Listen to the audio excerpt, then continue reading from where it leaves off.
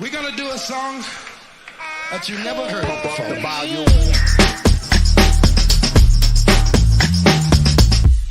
Hear the drummer get wicked.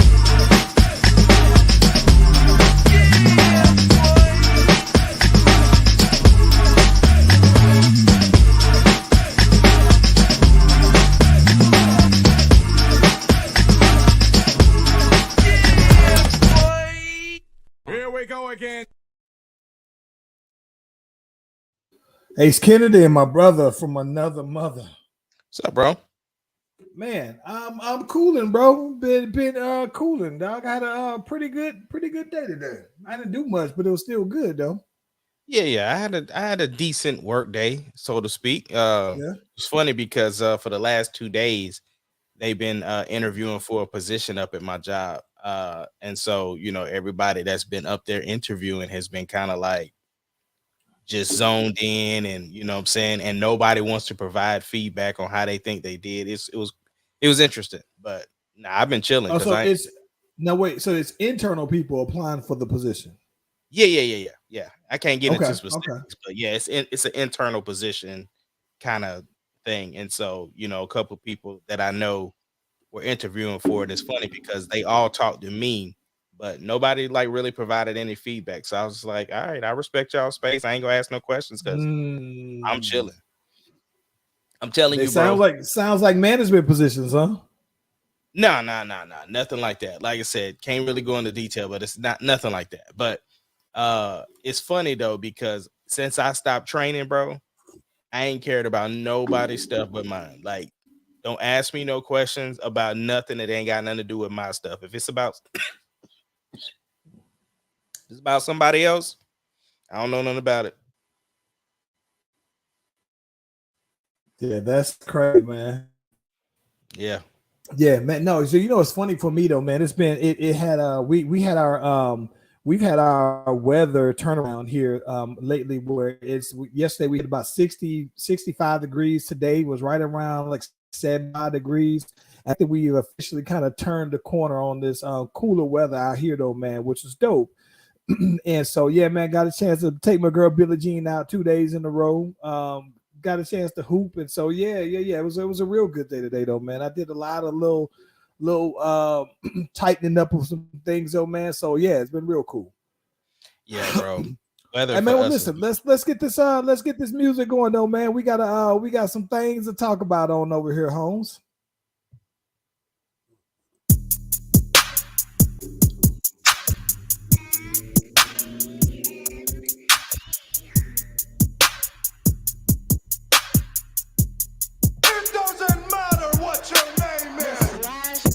Podcast, the greatest podcast of all time. The Slash Brothers Podcast, the greatest podcast. If you smell what the rock.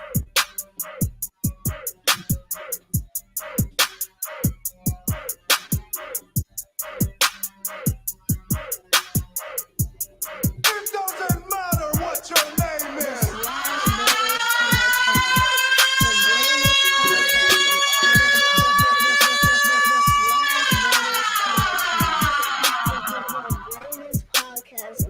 Time.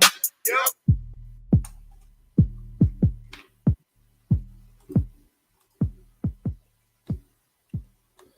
Hey, if you haven't already, be sure to like and subscribe to the Slash Brothers YouTube and Facebook pages. We are live on both platforms at the same time. You click on the notification button or that bell, you get the heads up whenever your boy's him is doing a thing. Ace Kennedy. Now, you know what's funny? I almost when I was at the gym today, I was up there with some younger boys, all right. And you know, it's funny because now because I get the OG, I don't get the pops or unk just yet though. It's the OG. But yeah. I was talking to somebody and I was like, I almost said, now homeboy doing this thug thizzle, and I didn't think they would even understand. Almost slipped out thug thizzle and didn't think that they would even understand it at all, bro. Nah, I get that, man. I get OG a lot. I don't get unk yet. I don't get I just get OG all the time. Yeah. I get OG, man, and it's funny because I get OG only because it's like I think you get unk for the boys who on basketball anyway. You get unk for the ones that ain't quite balling, but you get OG for the ones that's putting in work still, though, bro. So Yeah. yeah. Yeah, man. Yeah, What y'all? is my connection all right with you? It was like I don't know if it was just laggy or whatever. Is it Nah, lagging? it's laggy, bro. Because I be talking and you just start talking over me, so I know that mean that internet over there. So I have to keep tabs with it. Hey, Right man, on, man. what y'all boys doing for the Super Bowl, bro? What y'all eating? Oh man, you know what? Hang on one sec. Hang on. You tell me first, and then I'll let you know what's good. What you having? What you eating?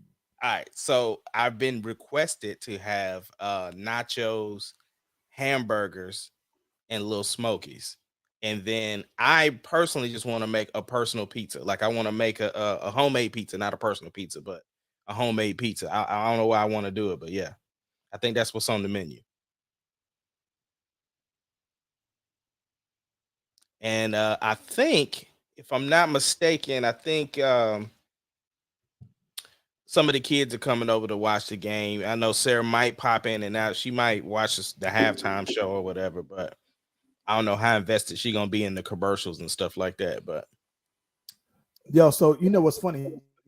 I didn't get I thought about bringing food because I thought that that's just what you do is bring food. But I've been requested to bring to make lemonade. I made some Douce lemonade um over New Year's and it was snapping. So they was like, yo, can you run that back? So I was like, bet. So I'm making some Douce lemonade. I thought about picking up some wings.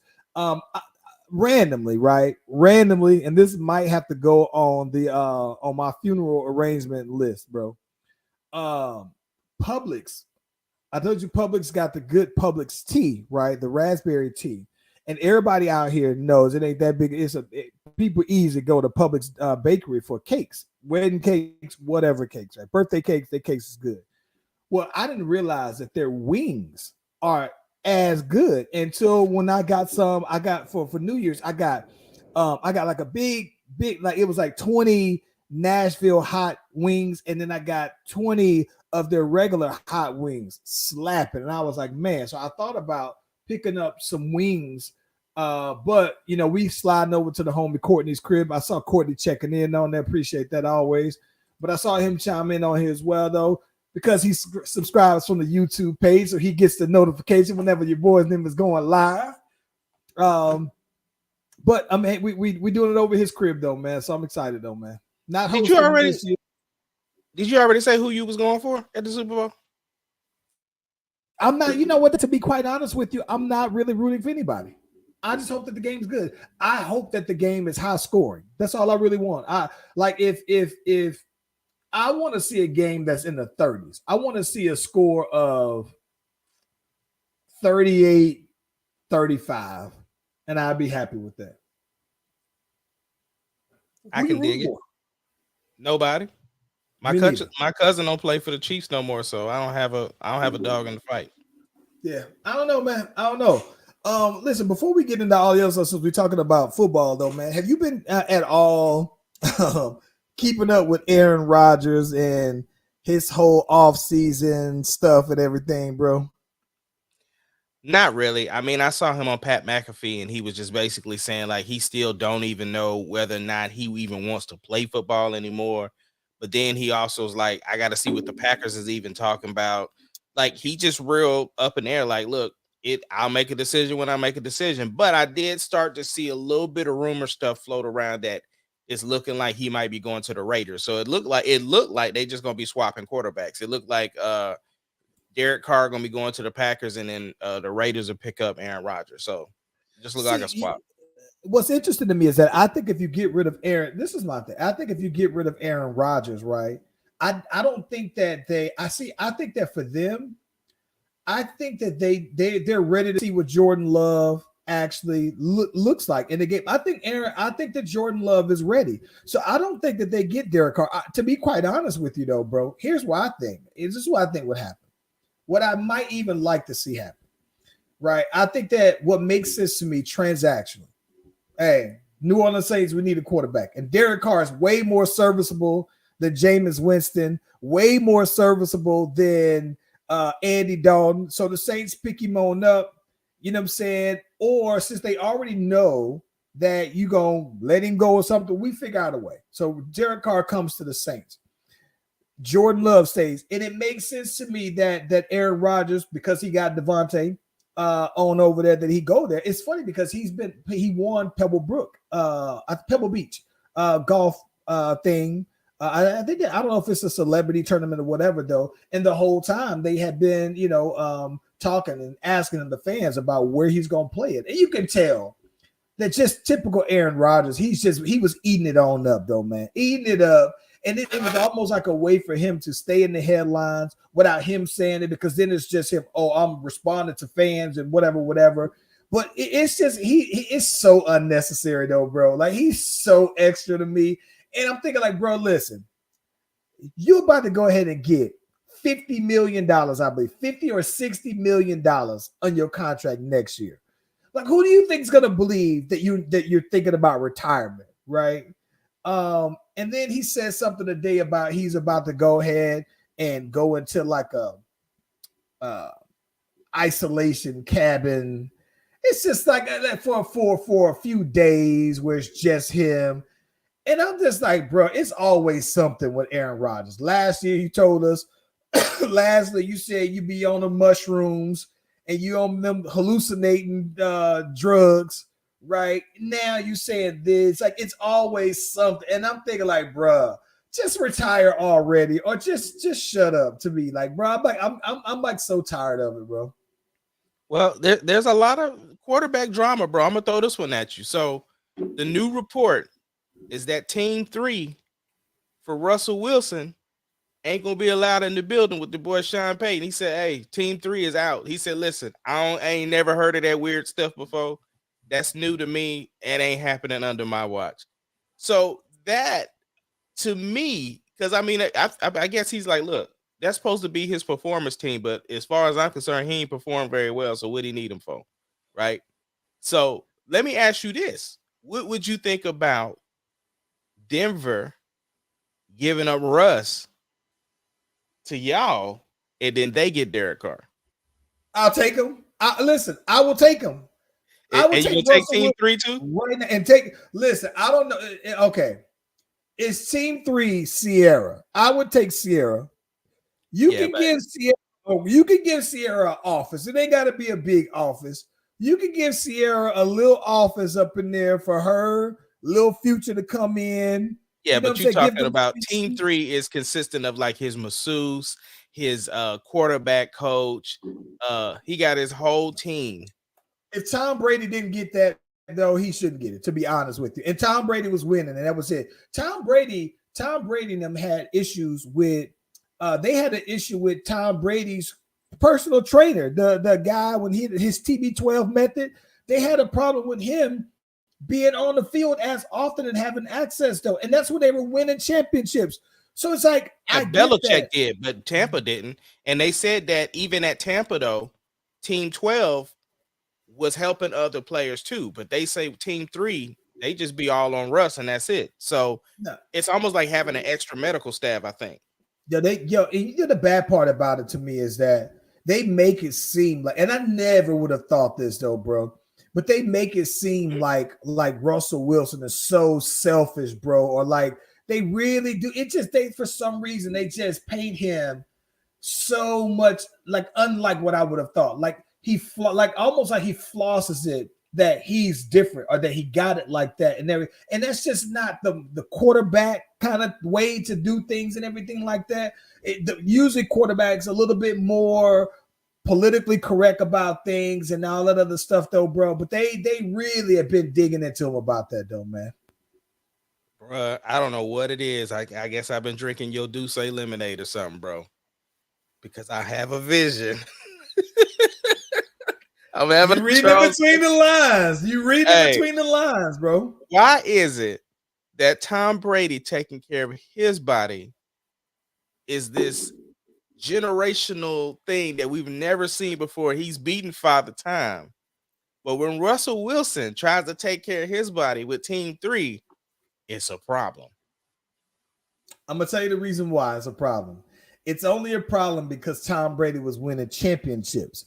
But if Russell Wilson won one, and think about this, you won one championship, right? And you won that one championship early on, rookie contract. So this is before you got paid, right? So then fast forward, you got Team 3 or whatever that name is. And you just come off your worst season ever, bro. Like if you come out and listen, whatever he was trying to do just wasn't working. I mean, because he looked washed, bro. And so it's like for all of that, it's almost like one of those things I always see people say that when you are a professional athlete, and the minute that as long as your output is high, teams are willing to tolerate more. You got a longer leash of tolerance. But the minute that you ain't performing like that, though, man, it's like, okay, well, no, we got to nibble out of that in the bud. So it was their fault to get something like that started. But Tom Brady and having his own team or whatever like that, that's fine. I think most players have their own specialists that they work with, but they don't have, and they don't got an office, right? You ain't got a whole suite just for your team, though. It's like, nah. So well, like I said, the report said they ain't even gonna be allowed in the Denver facility. That's what they said. They won't have access to the facility. I think that they'll have. Listen, I think that they'll have access because you think about that. He was saying his own personal quarterback coach, right? And there's a quarterback coach on every team, right? And so it's like, well, if you got your own quarterback coach in this building, and I have a quarterback coach that I'm paying, right? There's a conflict of interest there. And so from that, listen, if Russell Wilson would have won a Super Bowl last year, I'm sure that they would have ran back everything that he did just recently. You know what I'm saying? Like if this worked, then Sean Payton wouldn't be there. Maybe no. Sean Payton would have probably still been there because their coach was trash. Their coach was definitely a coordinator, not even a coordinator. He was just a positions coach that basically got the job because of his relationship with Aaron Rodgers and them thinking that, if we get him, that we'll get Aaron Rodgers. But this guy never called plays before Nathaniel Hackett. I think, and I could be wrong on that one, but I don't think that he was like the primary, guy. He is now an offensive coordinator for this. He got a new role with somebody though, man. But I think that he was going to be gone anyway. He was one and done. But like I said, but if Russell would have played better, you know what I'm saying? If Russell had 35 touchdowns, 7 interceptions, I think that they would have let that rock though, bro. But you can't just sit here and have the worst season in your history. You out here looking like a grade A scrub, and then you sit here saying, "Well, yeah, I got this, that, and the other." Like, I don't know, man. They were just making it seem like Russ just went out there and went Hollywood. What I don't like about that though, man, I don't like that they make it seem like he's getting that way because of Sierra. Like, you got this high profile wife now. And, she's making you feel Hollywood. We see how different you are. Like, I think that Russ is a better version of him now than he was before Sierra. But it's like, come on, man. You can't just say because that boy wife is fine that just makes him a whole different person now, though, bro. Yeah, I don't know. But Sierra's moving on like off of football, bro. Bro. Yeah. What we doing about basketball, bro? There's got a lot going on in basketball right now. So before we get to the big topic in basketball, let's get on this other one. So last week we talked about the boy Brooks out there, the ball smasher out there. Now we have personal friend of the show, Austin Rivers, out here swinging on somebody on the bench. What's up with that, bro? Harmless. I didn't think nothing of it at all, though, bro. I don't. This is the thing. So Austin Rivers' explanation of what happened, his response to what happened, absolute brilliant, completely professional. So he said, listen, he said, I don't know, I don't really know, dude. He said, basically, he said they had some guys on their sideline who had been talking, chirping, and everything like that, and it's dudes that are on the sideline talking. So he says on that shot before that happened, one of the dudes said, "Yeah, this ain't high school no more." Now let me stop right there because listen, Austin Rivers has probably he had probably one of the best high school careers you would ever see. Like, I don't think that people realize how cold Austin Rivers was in high school, right? And he was that dude. He was one of the first like legit like mixtapes, organic mixtape that I saw. And so I think that's that part of it, right? So when they said that, I think that the brush up, it wasn't no punches thrown, because I think that when you throw a punch, right, then that's when you talk about 10 games, 15 games. No, there was But some it was punches thrown. There's nothing screenshots. You said there weren't any punches thrown. That's what I you get said. that, but no blood, no puffy that's eyes. different. Okay, but I'll give you that. Okay, I'll give you that. I'll give you that. But it was more of a scuffle to me than a fight, right? it was a scuffle. I mean, it is still the NBA. Goes back to what I tell you before, right? Right, but at least I respect the fact that arms were extended is what I respect. Maybe I didn't listen. The one thing I don't respect, right? I don't respect that arms was extended, and I say that because there was no windups, right? For the NBA, right? You are completely exposed. You have no padding. You have nothing, and you got nothing but space and opportunity. And there's a reason why there's been very few clean punches in the NBA. Maybe some sucker punches, you know what I'm saying? But very few times in the history of the NBA where you see these scuffles where there are solid punches thrown, because I just don't think that NBA guys are built like that. For their body sizes, you would think that they are, but I just don't think that they are. So I just think that I find NBA fights and scuffles laughable to begin with. But what I thought was so professional about Austin Rivers is that he was like, listen, he said, I don't even know, dude, but I just know that this is what they was basically saying. And at some point, I'm not going to let anybody disrespect me, right? But what he said that I thought was what he said that I thought was dope. He said, listen, I got love for Orlando. I root for Orlando. He said, when I'm not playing on a team, I root for Orlando. So I wish nothing but the best for Orlando. I wish nothing for the best for him, and whatever he do, I have no reason at all to have any ill or malice, ill intent toward him. He was like, I live in Orlando. That's where I'm from. So he said, that's my team. So he was like, but I'm not also going to let somebody just disrespect me like that. And I thought that they just kind of went past the regular talking that you kind of see in the league and everything like that. But his explanation was A1. Didn't seem like he was like talking like he had to, he wasn't Ja Morant talking like he's a super thug or nothing like that. He was just like, nah, this is what it is. And that's that. I respected his response for it though, man. But when I saw like the Mo Bamba, the more you mess around, the more you find out. Like, bro, you didn't do that. Like, stop. It wasn't that to me though, bro. And at the end of the day, you was sitting on the bench, bro. You was on the bench. And he said, yeah, I know somebody made that one song about Mo Bamba like some years ago. Facts. Like, what exactly has Mo Bamba done since he's been in the league? He was hurt for a little while. So I don't know, man. Like I said, when you got role players fighting each other, though, bro, it doesn't do anything to me until I see a clean punch thrown. But if you want to just count extending arms, you can have it. Not impressed. Speaking of Ja Morant, reports came out that wait before you say that, there were better punches thrown at the fight than you showed me at Deuce's game. Oh yeah, there was some punches thrown. Okay, so that's what I'm saying though, bro. You're exposed, right? You got space and an opportunity.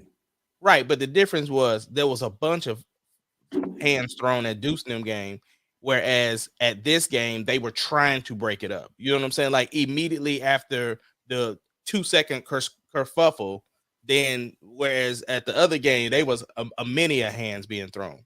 Right. But the other dude that was chirping that was sitting next to Mo Bamba didn't want none of that. So that's my thing not. is that yeah, so that's what I'm just saying. I'm like, bro, it's like stop it.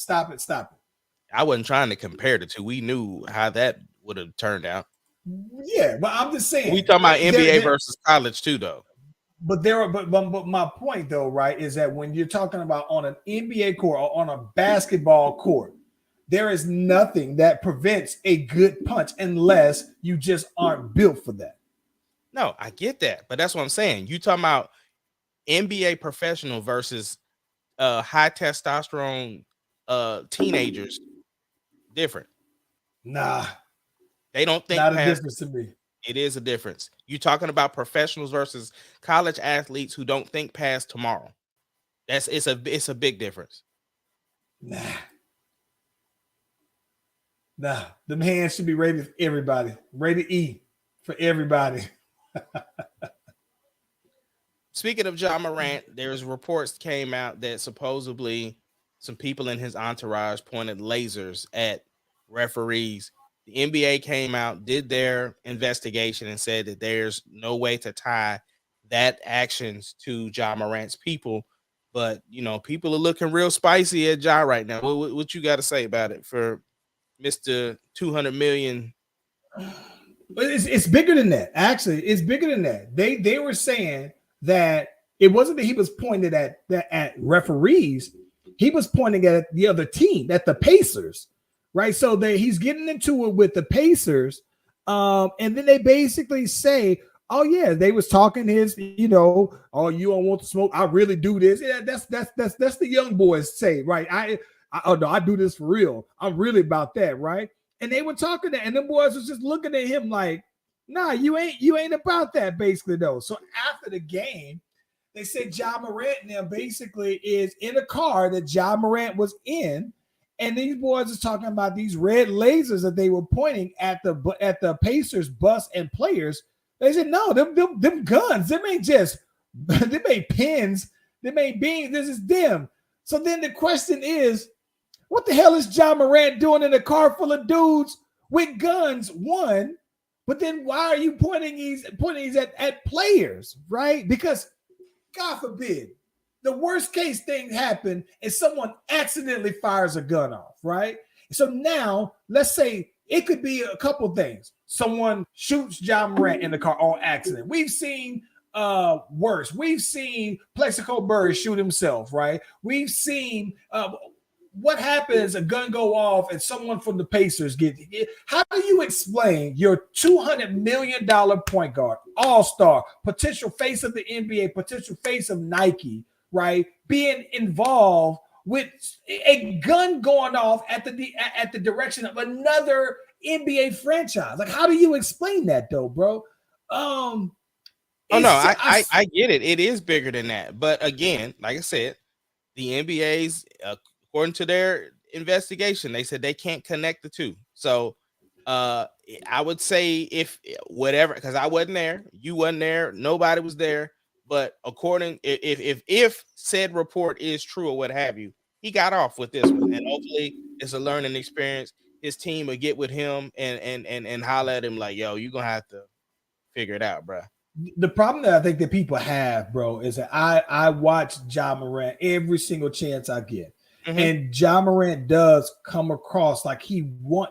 And listen, I want to say that this is a small guy's complex, but with all things considered, Ja Morant's probably taller than me, right? In the NBA, but he's considered a little guy, and I think maybe he just doesn't want to be looked at like he's a punk or whatever. But if Ja Morant could talk real spicy, and it's almost like borderline where it's like, no, I'm really about that life. And then I had to take a pause because I say, you know what, bro? Ja Morant grew up with both of his parents. I saw, and then I saw this on TikTok.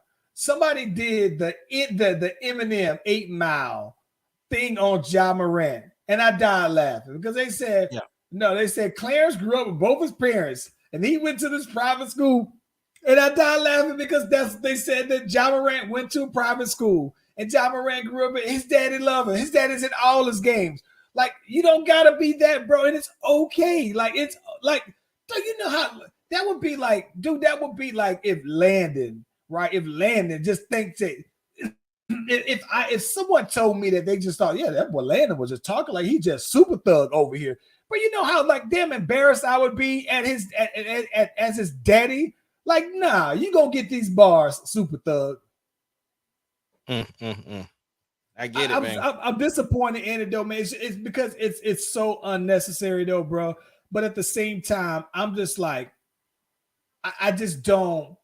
I don't want to. I like Ja Morant so much though, bro, that I just don't want to see anything crazy happen to him. I don't want to see him caught up. I like everything about Ja Morant except for how he comes across on that regard sometimes, though, man. Yeah. Well, before we get to the big NBA story, let me ask you this last question about fights. Is all these new fights and all this other stuff going on have anything to do with the subpar refereeing, or is this just dudes is just pent up? No. Dudes is just pent up. I mean, that's what I'm saying. Dudes is just pent up because here's the thing, though. I think that unlike here, this is the biggest difference, right? So, like, unlike the NFL, the NBA referees are full time. All they do is referee. In the NFL, some of these guys are police officers, they're lawyers, or this, that, and the other. So they're by what all things considered, they should be as good as it gets at their level and at their profession, right? So yeah, they may make some mistakes within reason and everything like that, but I think that I don't think at all, no, that it has anything to do with officiating. I just think that you think though, bro, players are younger, right? Then players are superstars at a much younger age than what they were in the past, right? And so I think a lot of these guys are still maturing in front of you, right? Because Ja Morant, he'd be like 23 years old if he's that. So you give somebody who, you know, he played a couple of years in college and everything like that. The same with like a Zion, right? He played 1 year. Zion, like probably even 21 years old. So you dump in 20. You think about what we were doing at 21, and if you gave us $200 million at the same time, like, yeah, all of those things. I'm not. Listen, I think I'm a good person. I've always thought I was a good person, but I ain't that person that I am now. It took me some time to get to that, though, man. So I think that, you know, but you get a lot of these guys are getting more money at earlier on, and I think that it's just you got to that maturation process, bro. It just has to happen. There's steps to go through, bro. Okay, yeah. Well, let's get to it, bro, because we still got so much to talk about. Kyrie out of here, traded to Dallas for Spencer Dinwiddie and Finney Smith. Yeah. Here's the crazy part. I didn't. Oh, and some draft picks. I didn't know that one of the Morris brothers. I could. You know what's funny though, bro? I randomly saw he was included, and you know what I just thought? That's what your ass get. That's what your ass get. I saw it written on the board. I didn't even. Nobody's mentioned it at all. It's all been Kyrie. And it was just like a complete afterthought. I was like, that is toe down, bro. Yeah. I say that's all I thought. That's what your ass get. I don't know, bro. But listen, I think that here's the one thing I think that's interesting about that trade.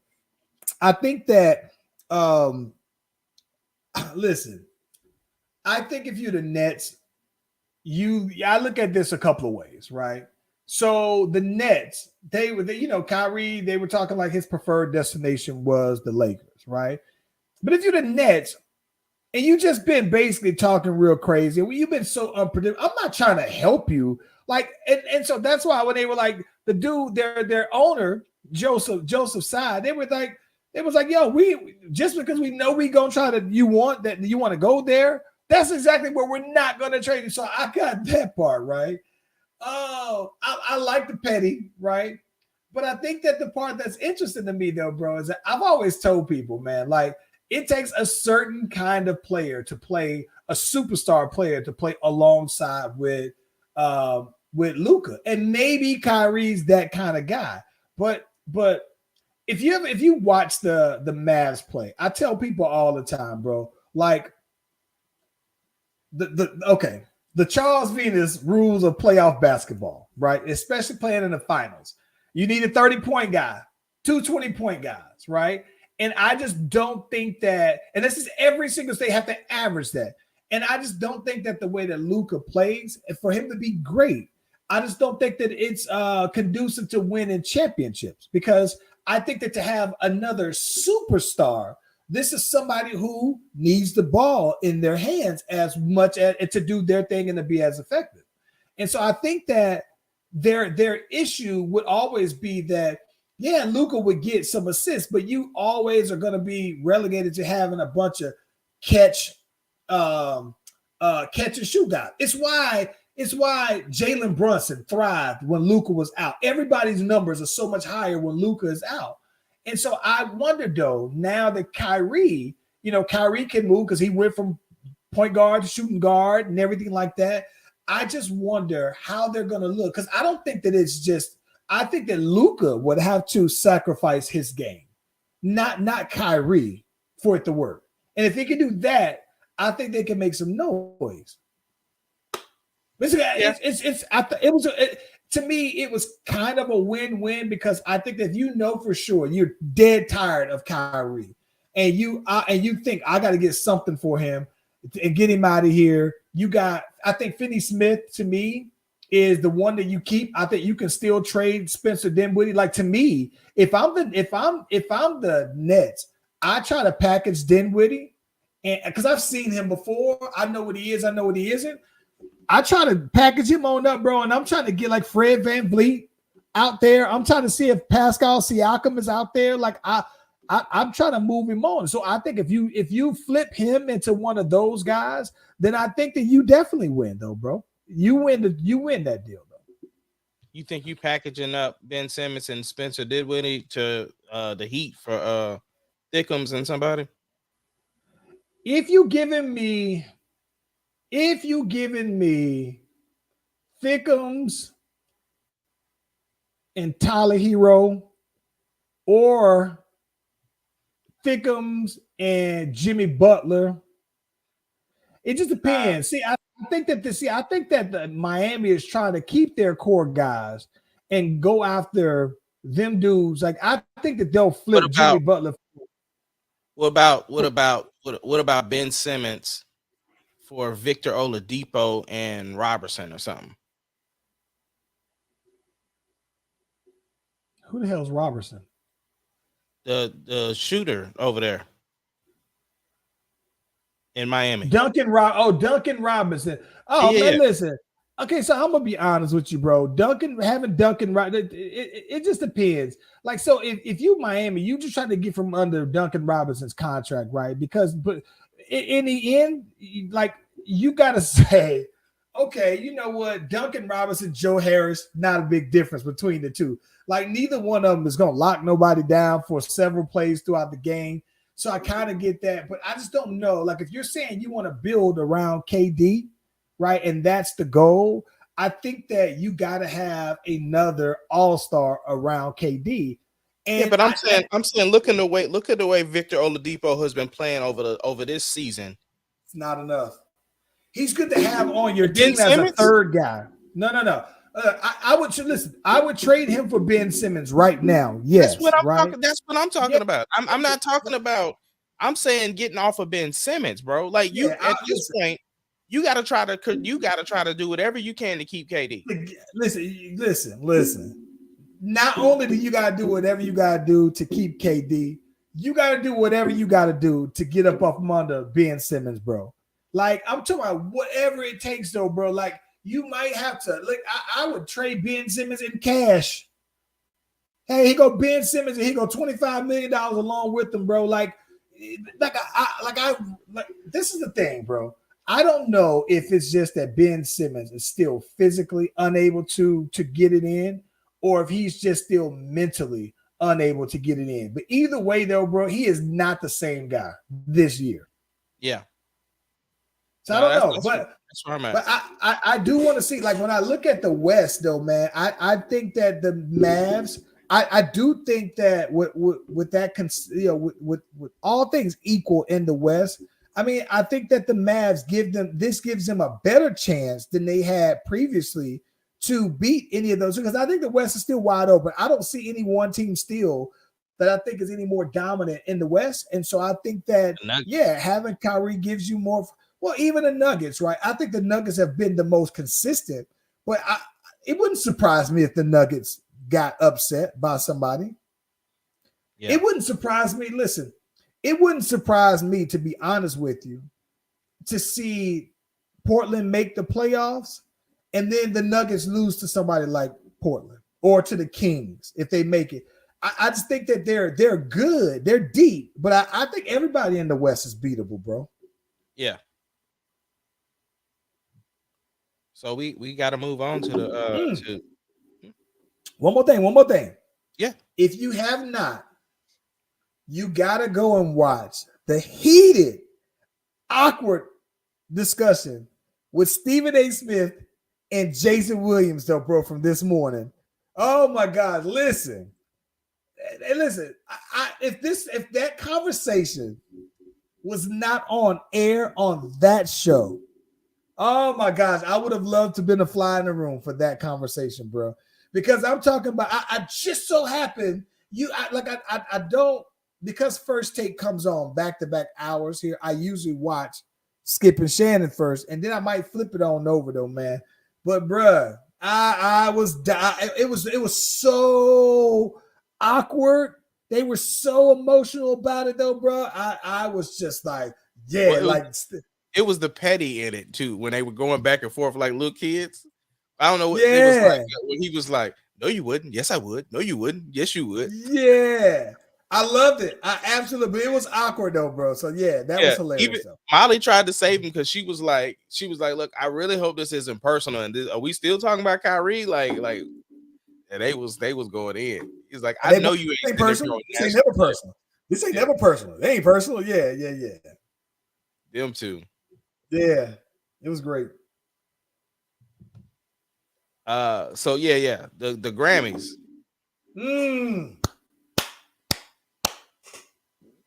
Did you watch it? No. Okay, so this is what's funny. I usually don't particularly care to watch the Grammys. Like, it's not like the BET Awards, right? Where I'm like, I'm dialed in. Except this year felt very BET Award-ish. This was probably the blackest I've ever seen the Grammys, so bro. It was like black on black on black. And I was very surprised, pleasantly surprised, but I was like, you know what though, man? Did they really do it like this? Because so, you know, especially when it comes to hip hop, the Grammys and hip hop hasn't always had the most illustrious dynamics of relationships, right? Because, you know, people have boycotted the Grammys for a little while. Drake's been boycotted it. Jay-Z boycotted it before and everything like that. Eminem's currently boycotting and everything. So, but I was pleasantly surprised. There were a lot of high moments on there, but I just wonder, were they high moments because I'm black? And they were highs for me because I sometimes wonder, like, what was somebody who likes country music? What would they think about this pouring of hip hop on top of the Grammys, right? In terms of the presentation, right? The grandness of it, right? So one thing that was very like an undertone throughout the whole thing was this Beyonce, right? This Beyonce was a big theme of the whole thing because, you know, she was gonna presumably win for the most Grammys of all time, right? And I think she's already had the most nominations, but she has the most Grammy Award wins, right? And she won for one of her songs and everything, right? But it wasn't one of the big awards, right? The big ones. And it reminded me of the conversation that Eminem had with Sway when he was like, listen, I don't even like going to the Grammys, but he says, but the Grammys will lure you into coming for their ratings, right? When they say, oh, they got Eminem there and everything like that by their who's who list. And he said, and they'll almost have you thinking that you're gonna win. So you go because you're gonna win, right? You think there's a possibility that you're gonna win. And so I think it was a foregone conclusion that Beyonce was gonna win one, right? But the big awards, right? The record of the year, album of the year. I think that she lost on those.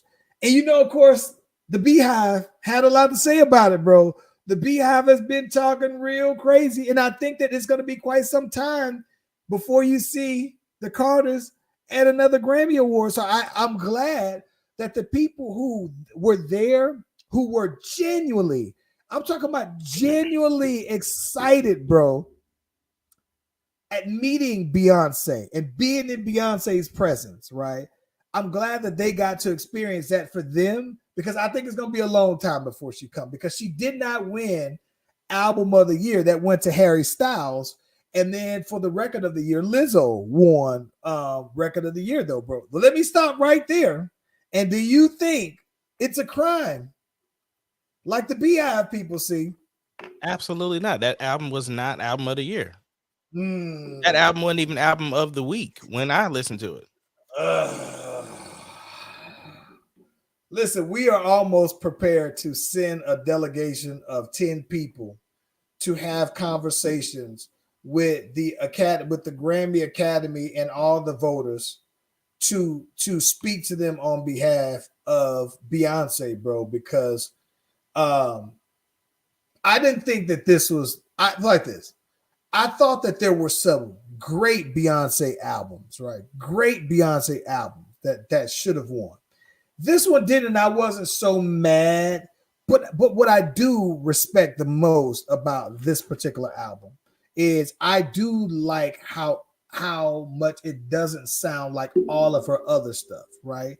The experimental album, and I think that that's what people thought was Grammy worthy, right? That she made an album that people felt was Grammy worthy, Grammy mood music, because those have been the kinds of albums that she's been losing to, basically, though.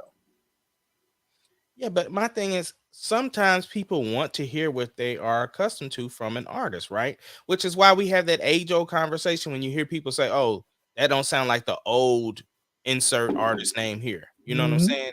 I'm not mad at the experimental album. I'm not even mad that people like the album. I'm really not. I'm happy that people got something different and they really enjoyed it. I'm just saying, for me, it didn't work for me. And if you and I'm gonna be honest, I enjoyed Drake's version of that versus Beyonce's. I was just about to say I still hate the Drake, and the more I listen to the Beyonce, the more I love it, though, bro. I absolutely.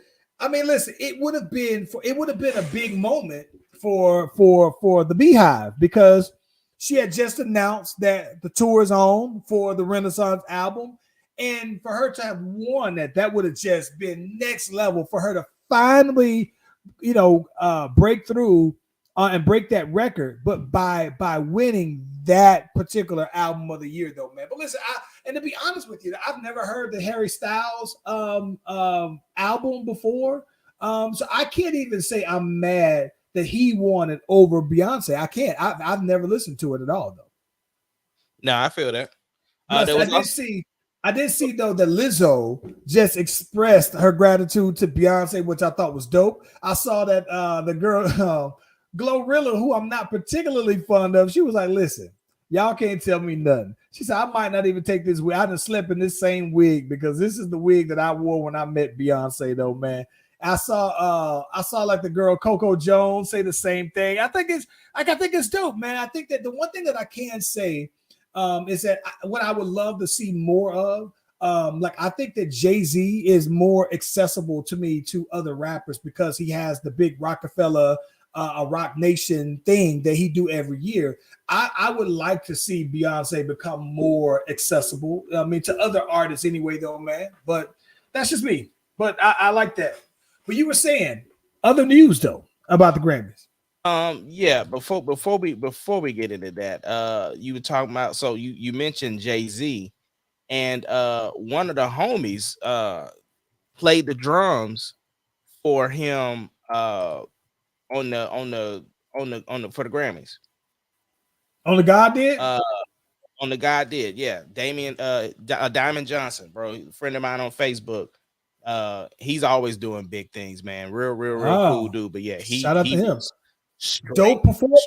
killing it. Listen, I'll be honest. This is one thing I had. I had this conversation with the homie Courtney yesterday, right?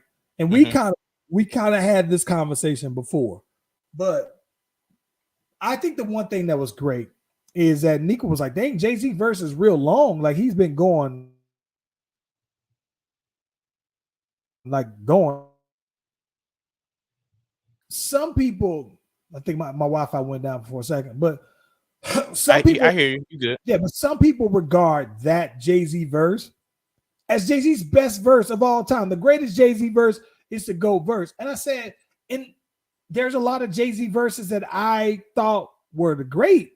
And then I heard this and I'm thinking that this is a little bit better, right? And it just kind of had me going back to a conversation that you and I had that how often do you see somebody who you love, who you're a big fan of, come out with something new that's better than what made you an original fan of theirs, right? Originally. Yeah. And I think for Jay-Z at 50 years old to have a verse that people say is the GOAT verse for him all time, I think that that's incredible, man. Yeah. I definitely want to see him do that. He actually has the performance on his page, the real performance, and not just the camera on him. But no, he does a lot of big things, bro. And so I was super proud of him, man. And that's huge to be on that platform. And like I said, that's not foreign to him. He's performed on Jimmy Fallon and everything. Like he out of here. That's dope. Yeah. But other news. Chris Brown kind of had a little meltdown on social media after not winning R&B album of the year. Yeah. What are your thoughts on that? Listen, man, I've been seeing a lot of people talk about that as well, right? And listen, I'm gonna be honest. My perspective of it is this, right?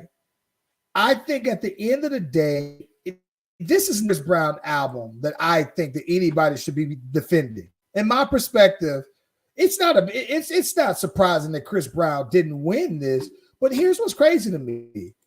For the same reasons why I would say that Chris Brown didn't win this one, you can go back and say, all right, well, who's all won for best R&B albums when Chris Brown was nominated? Because if he didn't win for this album, which isn't a shocker, I can see why the last 5 Chris Browns, Fame was probably the last Chris Brown album, or was it Royalty? One of those were the last good Chris Browns. But I'm thinking part of me thought this. I never heard of or listened to the dude who won. Robert Glasper, right? I heard that he's excellent, right? But at the same time, though, bro, I thought to myself, maybe this is good for Chris Brown. Because maybe now Chris Brown will finally level up and do something that's Grammy Award winning worthy. And I don't think that he's won. I don't think that he's put out anything that I thought, oh, well, I would argue with somebody. No, he should have won that. Here's the thing. He honestly thinks he still thinks that this project is out of here. He even was like, I think it's wrong that we were in the same category because I don't think that we stylistically make the same style of music. Even in his apology, he was kind of saying that. But I'm looking at it from more of a different angle, bro. Like, so think about, right? The Taylor Swift we know today isn't the Taylor Swift we knew when Kanye got up there and did his thing on Beyonce and the video thing, right? I think this is the same thing that Robert Glasgow is gonna have, right? Glasper.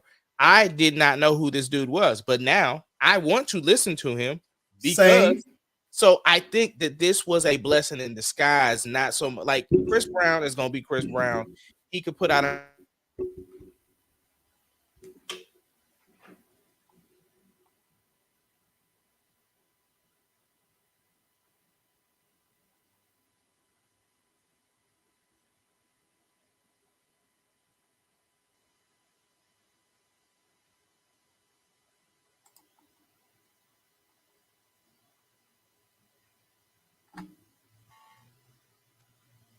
Robert Glasper, I've never heard of him before.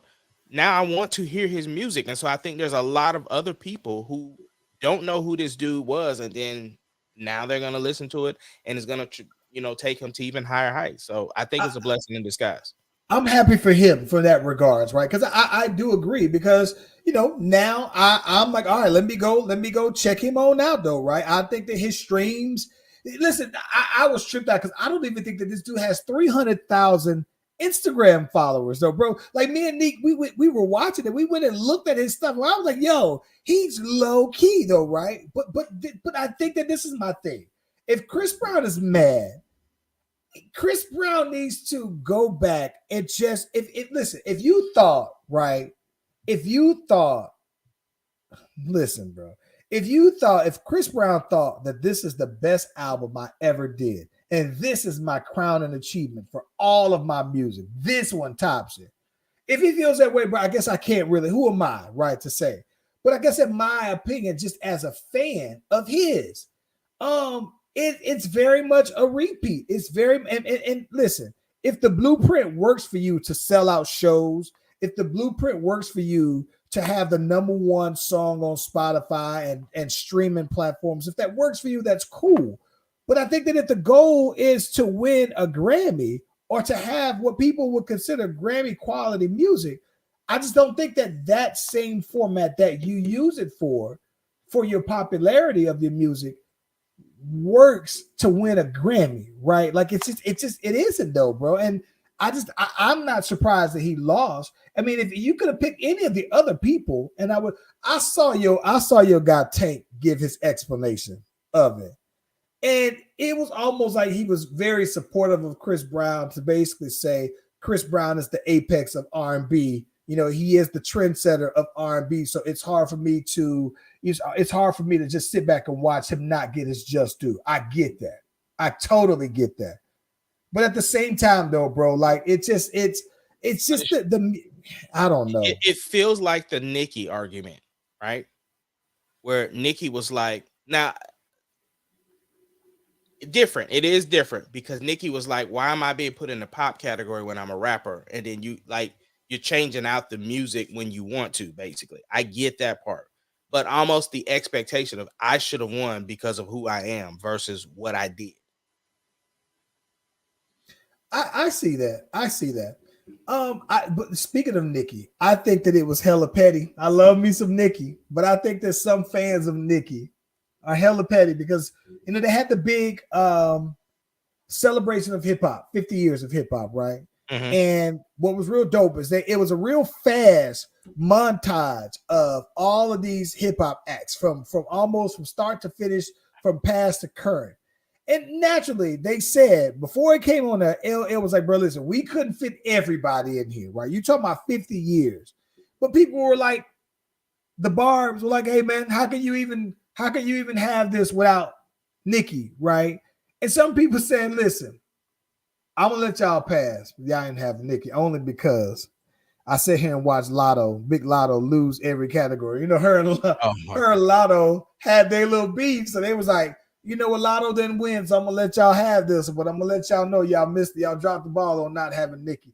But that part though, bro, I've been seeing more and more people gripe versus celebrating the dopeness of that hip hop 50 years celebration. Like it was dope. It was a lot of people. Like I'm talking about, bro, it had like 20 different songs, people doing quick verses, all within like you had like it like they may have had 10 minutes though, bro.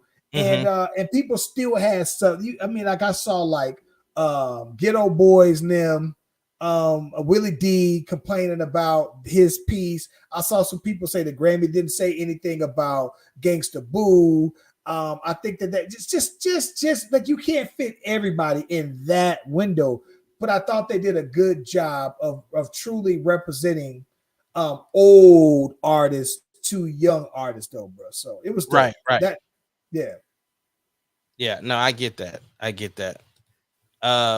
think at the end of the day, bro, you're never gonna make everybody happy. So they just had to go with what they got to go with. But overall, were you happy with the Grammys? Even with, here's the thing: it gave a whole lot to talk about because there were other other beefs we didn't even get into. Like there, we've heard about the beef between,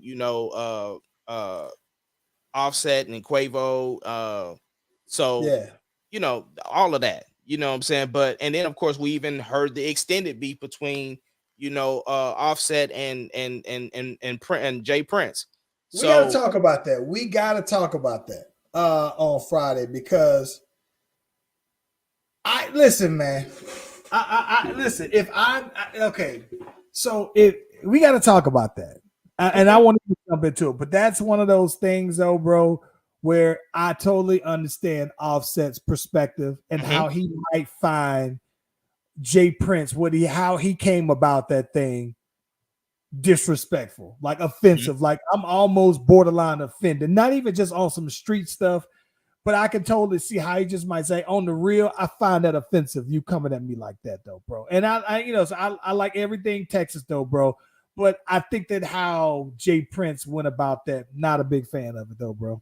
We talk about that. We talk about that on the Friday one, though, man. But I do think, listen, one thing that I will tell you this, though, man. The one thing that I did notice, I found that the more I see Lizzo, bro, the more I think I like Lizzo, bro. Like sometimes I think that she be hella extra. I think sometimes she do the most, but then Chloe Bailey do the most also, though, man. So I thought about that, though, man, and I do think that what I can appreciate about Lizzo, man, is that I do think that Lizzo's very authentic, though, bro.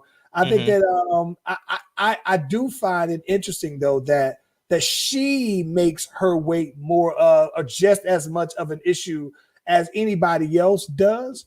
But I think that it's like, all right, Lizzo, we get it. Like, you're a big girl. You don't have to have, and this is just my outside opinion, like you don't have to keep fighting that battle, right? But I do say that I think I see why other people are big fans of Lizzo as well, though, man. And I think the more I see her, the more of a fan I become of her, because I think that you get a holistic view of Lizzo that I don't think a lot of other female artists especially give you. So that's what I like about her, though, man. So she seems to be authentic, though. I like that. Now, what about Adele walking out when she found out that Harry Styles won Album of the Year? So I didn't see that she walked out, right? Okay. I didn't see that she walked out, but I'm gonna tell you this, though, man. And this is listen, bro. More than anything, I just want to make sure I'm saying it ain't right before I say this, though, bro. Hold on. No, it ain't him. Hold on. Okay, damn. I know. Okay, there we go. I just want to make sure I was in. Listen, you'd be hard pressed. I know that everybody always talk about LeBron James and LeBron James being a kid from Akron, right? From the hood. But dog, Rich Paul is made just as big of a come up as LeBron. Now I know that people think that it's because of him, but Rich Paul is sitting here booed up with Adele, and she seems to be goo gaga in love with him too, though, bro. And when you think about that, like Rich Paul was just kind of looked at as just LeBron James's partner. Like nobody in the NBA took him very serious as an agent, and now he's making moves, and he's a power agent in the NBA. And not just that, though. I mean, he moves the needle in the NBA with his clientele. But the fact that Rich Paul is, and I'm not saying he could have bagged other chicks. Maybe as far as I know, all he know is Nick Cannon resume type chicks, though, bro. But I watched that, though, man, and I was just like, yo, man, Rich Paul is with Adele, and she is into Adele all the way. I mean, that she's into him like that, though. Incredible, though, man. It was weird that I was happy for him the same way that I'm happy to see LeBron James with his wife, though, bro. I think it's incredible, bro. Rich Paul, I'm a fan of Rich Paul, bro. That boy all the way come up, huh? Yeah, big come. You not even just talking about, oh, he made the come up. He got Adele Yeah. But it's like one of the things to me where I look at that and I think that it's like, okay, so let's just say you see all these celebrity women and they may be highly sought after and they're whatever. I just think that if you're just a regular guy and you can just be in the room with them and you shoot your shot, like it doesn't matter what your money look like. If you got the game, you got game, right? And so to me, game is universal. It goes anywhere. And I think that he's a perfect example of that, bro. Like it's he's. I think it's incredible, bro. But big fan that he scooped that though, man. Very impressive though, man. Absolutely. Yeah. Shout out to Rich Paul, bro. What else, man? What you got going on this week? Man, so this week though, bro, I am trying to tighten up some mixes. I'm trying to do some more prepping for the Valentine's Day. And that's it though, man. I think I'm trying to be low key this week though, man. What about you? Man, this is Charlie Eve today, brother. Uh-huh. The little mama gonna be 7 tomorrow, bro. 7 whole years old, bro. So I'm sure you'll see the miracle video posted somewhere tomorrow in honor of her birthday. So yeah. And then I'm gonna go drop her some cupcakes off at school. That's dope. She got a party Saturday, and she done already made requests. She was like, "Hey, Daddy, I need you to do this, and I need." What does the request look like? So we started some new thing this year, bro, where I take the boombox, bro, and I either play some sort of happy birthday song on the speaker. And so she like, "Yo, you did it for the girls, so you got to do it for me." Like, matter of fact, I want you to do it at my party. And I'm like, well, I don't think we can do it at the party, but I'm gonna have to do something tomorrow though for her. So at the school. I don't know if I can get away with doing it at the school, but I'm definitely gonna drop the cook. Okay, well, I guess I got the green light to do it at the school. So I'm gonna have to bring the boombox to the school, bro. I gotta see the video of that, man. So yeah, you gotta send me these details of this party here and what this party list look like here, man. Yeah, man. She excited, bro. She all the way in. Like she been turning 7 for. She been on her countdown, bro. She all the way in, bro. That's all good, man. No, that is all good, bro. Yes, sir. But that's about it, man. Hey, man. Well, listen. On that note, though, man, Super Bowl. You want to wait till Friday to give a closer countdown to the picks, or what we doing? Nah, I told you, my pick ain't gonna change, bro. Like I don't said, think mine is either. Yeah. I mean, I'll give my nice little recap Friday. You know what I'm saying? But it ain't gonna really change from anything I've already said. But nah, yeah.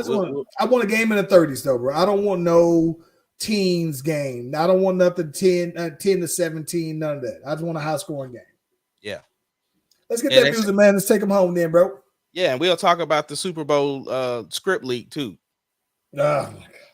All right, bro. I like the responses to the script leaks.